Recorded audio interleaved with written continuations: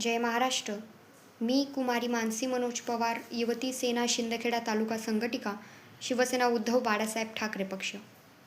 तर आज हा व्हिडिओ मी खास यासाठी बनवते की हल्ली आपल्या महाराष्ट्राच्या विधान भवनात घडतंय तरी काय.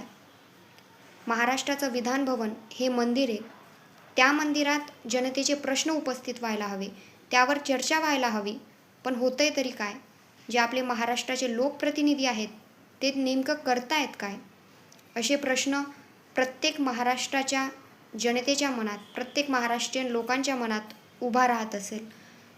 कारण ज्या लोकांना आपण निवडून दिलं या आशेने की ते महाराष्ट्रात सुधारणा करतील, विकासाची कामं आणतील, तेच लोक आज महाराष्ट्राच्या विधान भवनात टाईमपास करताना दिसत आहेत.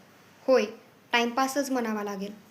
कारण कोणी कॅन्टीनवाल्याशी भांडतंय, कोणी पैशांची बॅग घेऊन फिरतंय, कोणी विधान भवनातच तंबाखू मागतंय, कोणी विधान भवनाच्या प्रांगणात मारामारी करतंय, तर कोणी अधिवेशन चालू असताना मोबाईलमध्ये रमी खेळतंय. ज्यांच्याकडून आपल्याला आशा असते की आपल्यासाठी ते काहीतरी नवीन धोरण आणून विकास करतील, आपल्याला मदत करतील, त्याच लोकांकडून अशा प्रकारची कृत्य पाहून खरंच वाटतं की लोकशाही जिवंत आहे का. आज महाराष्ट्रातच नव्हे तर देशभरात जर पाहायला गेलं तर महागाई वाढली आहे, बेरोजगारी वाढली आहे, शिक्षणाचा बाजार होत चालला आहे. या गोष्टींवर चर्चा व्हायला हवी, पण होतंय काय तर फक्त आणि फक्त भ्रष्टाचार.